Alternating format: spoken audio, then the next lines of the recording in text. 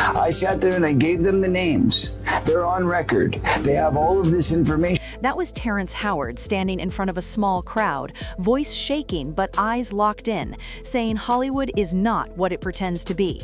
That was Mel Gibson years ago, warning that there are forces in this industry that protect power at all costs. And for a long time, people laughed. They called him bitter, washed up, conspiracy obsessed. But what if they weren't crazy?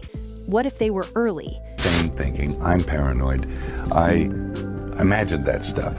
That couldn't be the reason for why so-and-so was acting like, could it? And then you find out later on the track that you were exactly on track with a lot of this. Because here's the twist nobody expected. Terrence Howard and Mel Gibson are now standing side by side, not in a movie, not on a red carpet, but in what they're calling a fight for truth. And according to whispers spreading across social media, they're pointing their fingers at one of the most powerful women in entertainment, Oprah Winfrey. The claim? That Oprah wasn't just another famous name connected to Jeffrey Epstein's world. They're saying she was the recruiter. Now, before you roll your eyes, before you dismiss it as internet drama, let's slow down. Because when you line up the timelines, the friendships, the fallouts, and the careers that mysteriously collapsed, the story becomes a lot more complicated than anyone wants to admit. And they're some of the richest, most powerful people in this business. And they are. And they do not want me saying what I'm saying right now. Let's start at the beginning. Terrence Howard wasn't born into Hollywood royalty. He fought for every role he ever got. From hustling auditions to sleeping in his car early in his career, he clawed his way into the spotlight. When he starred in Hustle and Flow, people saw him as raw, emotional, unstoppable. Then came Crash, then the massive hit series Empire. But behind the scenes, Terrence often talked about feeling controlled, pressured, compromised. He gave interviews hinting that Hollywood demanded more than talent. He suggested there were rituals, humiliation tactics, and power games happening in rooms the public never sees. One of the most disturbing problems in our world today is human and particularly the trafficking of children. Now, the first step in eradicating this crime is awareness. People brushed it off. They said he was eccentric, that he talks in riddles, that he's hard to understand. But what nobody can deny is this. Every time Terrence spoke up, his career shifted. Deals disappeared. Headlines turned negative. He became difficult in the media overnight. Now let's talk about Mel Gibson. Mel was once untouchable. From Braveheart to Lethal Weapon, he was box office gold. Then controversy hit. Scandals, explosive headlines, leaked recordings. Suddenly, the same industry that praised him treated him like poison. Was Mel perfect? No. He made mistakes, public ones. They dismembered them. They cut up their intestines, and they took the feces out, and they ate it. But here's what's interesting. Before his downfall, Mel had been quietly speaking about corruption in Hollywood. He described it as spiritually rotten, controlled by people who don't care about morality, only leverage. When you lose your man card, that's the only thing I can think of. You lose your damn man card. What is that? What do you mean by that? You give up your ability, your right to being a man. A man don't take it, a man gives it. So when you give up that man card, you don't get that back. And when he executive produced Sound of Freedom, a film centered around child trafficking, he once again positioned himself against a system many powerful people would rather not discuss. Now here's where the story tightens. Terrence and Mel became close over the years. Mel reportedly helped Terrence during personal struggles. They bonded over faith, redemption, and what they both described as being blacklisted for refusing to bow. Puppy invited me for weeks asking me to come and teach him how to, wanted me to be his acting coach for a while. Go there and he's sitting around just looking. I'm like, okay, what's the material you want to work on? He's just looking at me. Then next thing you know, okay, hey, will you help me? I want to hear your music. So I come over there and I play the music. And he's sitting there, just looking at me, like waiting. Okay. So then my assistant was like, he wants to hang out with you next week. And I was like, for what? He's like, I think he's trying to fuck you. That's what my assistant said. And I was like, oh, okay. Now I get it. But what nobody expected was their alleged focus on Oprah. Oprah has built an empire on inspiration. From The Oprah Winfrey Show to her OWN network, she became the ultimate gatekeeper. If Oprah endorsed you, doors opened.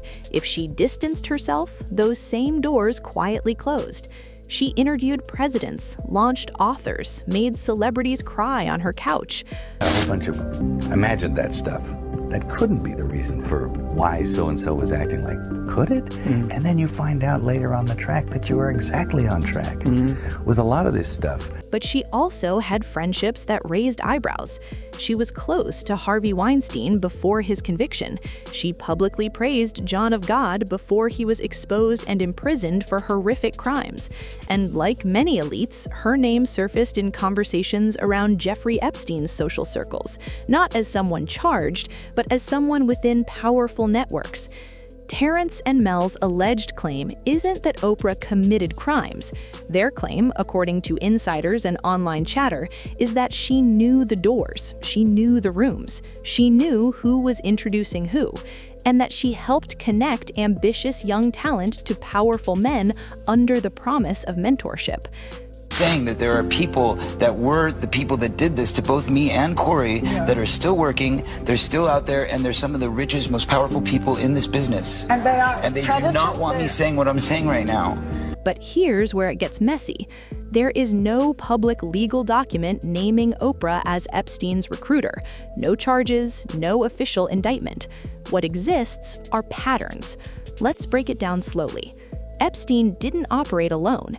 He thrived on reputation, on trust, on respected faces making introductions. He surrounded himself with billionaires, royalty, academics, and media powerhouses. His strategy wasn't loud, it was subtle. Invitations, private flights, exclusive dinners. No matter how strong you are at some point. So the question Terrence reportedly raised behind closed doors was simple. Who makes those introductions? And why do so many powerful people claim they didn't know? What nobody expected was Terrence to allegedly say Oprah functioned as a cultural bridge, that her influence gave credibility to rooms that should have raised alarms. Mel, according to sources close to him, agreed that Hollywood's power structure relies on respected figures softening the edges of darker operations. Again, these are claims circulating in media commentary, not courtroom verdicts. Why did Jeffrey Epstein purchase 330 gallons of sulfuric acid in 2018? Well, he damn well wasn't cleaning his pool. But the drama escalated when Terrence hinted during a podcast that the queen of daytime television played a role in protecting predators. You believe that children are being abused by pedophiles in Hollywood. Absolutely. So why are you sitting down talking to me? Why aren't you sitting down with the police right now? I've told the police. He didn't say her name directly. He didn't have to. Social media did the rest. Within hours, clips went viral. Comment sections exploded. Some called him brave, others called him reckless.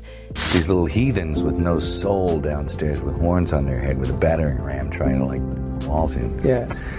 But it doesn't take very long. It's cascading on you all the time. And here's where the suspense builds. Instead of backing down, Terrence reportedly doubled down. He reportedly told close associates he's prepared to release names.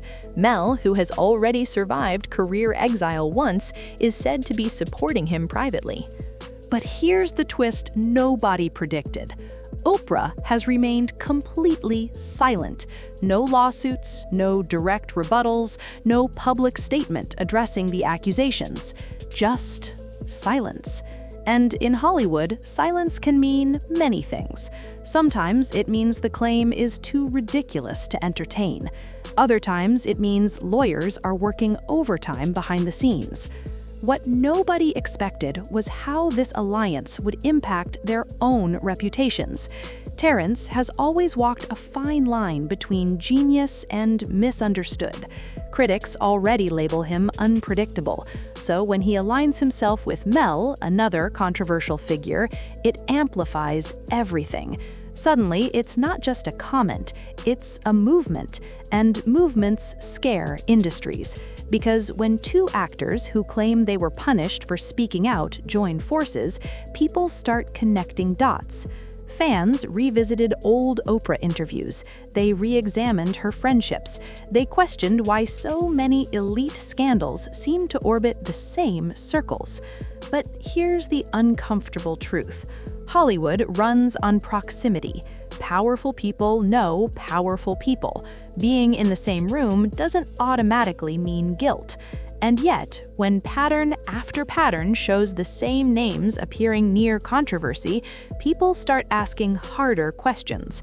Terrence reportedly believes Hollywood uses beloved figures as shields, that the public's trust in icons like Oprah makes deeper systems untouchable.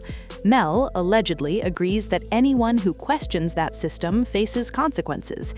Is that paranoia, or is that experience? Because both men have experienced dramatic career downturns after challenging narratives. Now let's talk emotional fallout. This isn't just gossip. These claims affect families, legacies, decades of work. Oprah built her brand on empathy, on protecting women, on empowering survivors. If even a fraction of these accusations gained traction, it would shatter the foundation of her empire.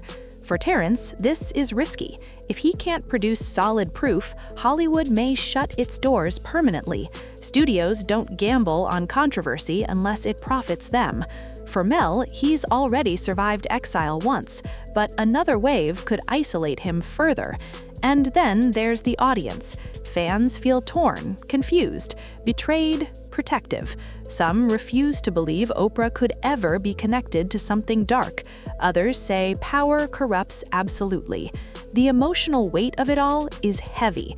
Imagine building your life believing certain public figures are safe symbols, only to hear allegations tying them to the darkest crimes imaginable. It shakes trust. It makes people question everything. But here's the powerful ending nobody talks about.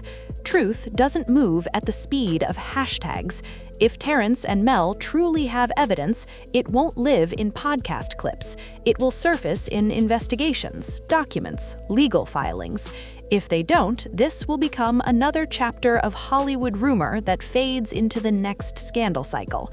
The real story might not be about Oprah at all. It might be about power, about how industries protect themselves, about how whistleblowers are treated, whether they're right or wrong, and about how quickly the public swings from worship to condemnation. Terrence Howard says he's done being quiet. Mel Gibson says Hollywood has secrets. Oprah Winfrey says nothing. So now the question isn't just who's telling the truth.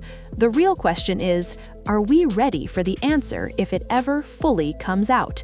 Because if history has taught us anything, it's this.